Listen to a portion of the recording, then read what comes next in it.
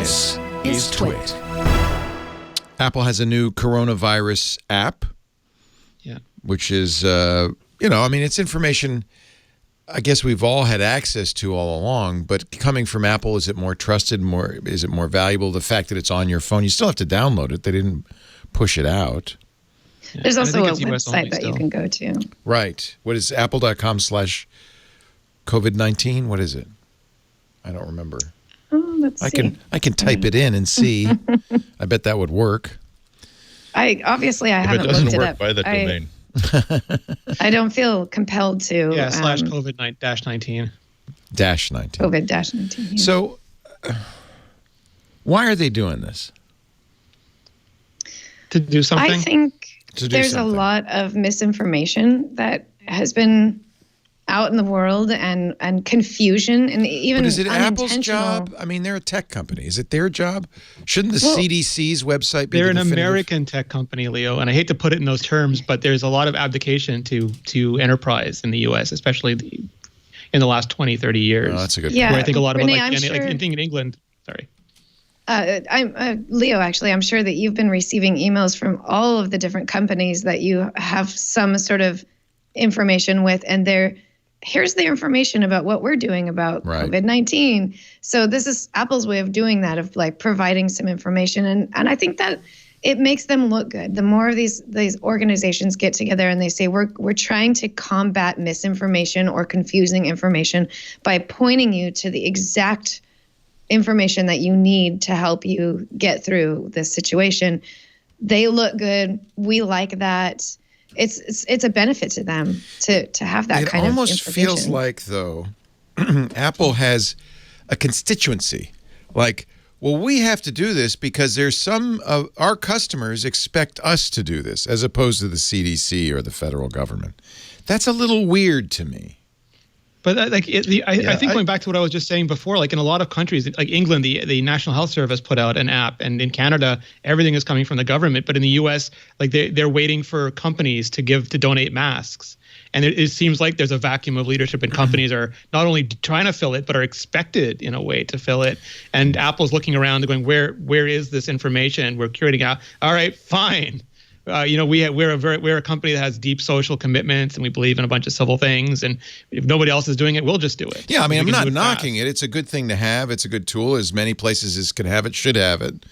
It just feels odd to me. I mean, there's the IBM COVID page or the Facebook. Well, Facebook has it because there's social media, but Google's building a website.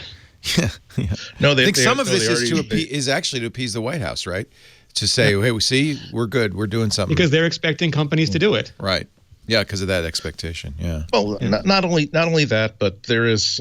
I really do think that there is at the executive levels of most huge corporations, there still is that sort of meme of, like, I got into this business to change the world, and maybe they did start saying that after they got their first 30 million in options. But there is, you have if you are high up at Google, at Facebook, at Twitter, at particularly at Apple, and you're faced with a situation like this pandemic, and you can just spend an hour doodling on a napkin, or it'll be on an iPad, of course, that it would be so easy for us to create a really, really good responsive website that, unlike some of Google's resources, don't require a login of any kind, don't take in any information of any kind.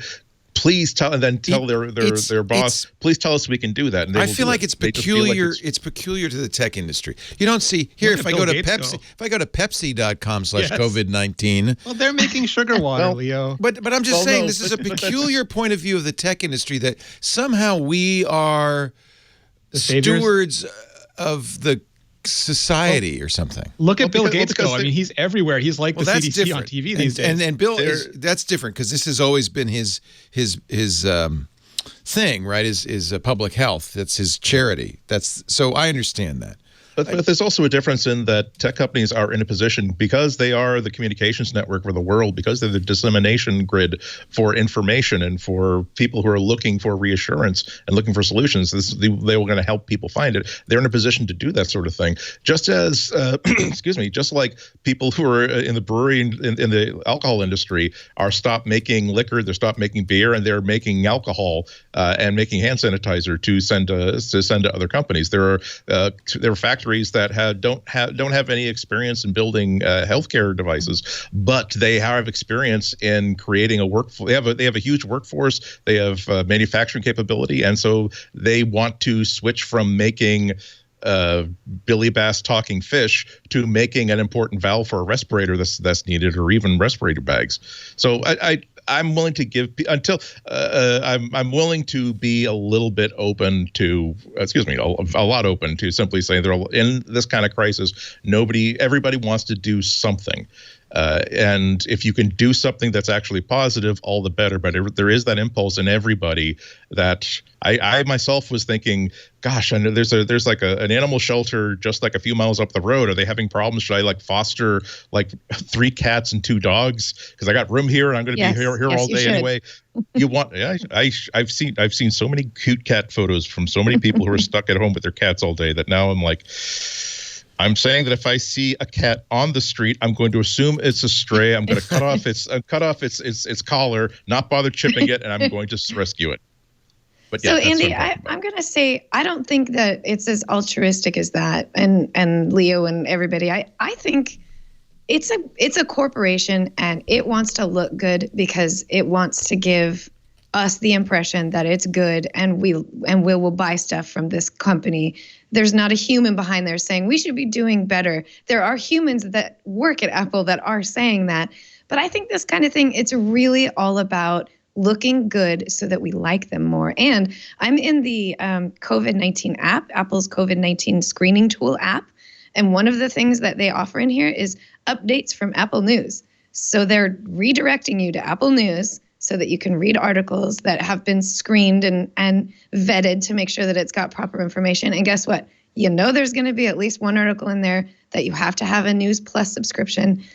People are going to be reading through. They're going to come across these News Plus articles that they really want to read, and they're just going to go, you know what? I'm going to subscribe so that I have News Plus. And they just made some money off that. That's a pretty realistic. I love Apple, but it's a corporation, and it's in it for the dollar, and the dollar means you make more money when people like you and they think that they can trust you. And here's evidence right in here that they've got a pathway to getting a subscription out of you possibly. Yeah. And it didn't cost them very much to make this app.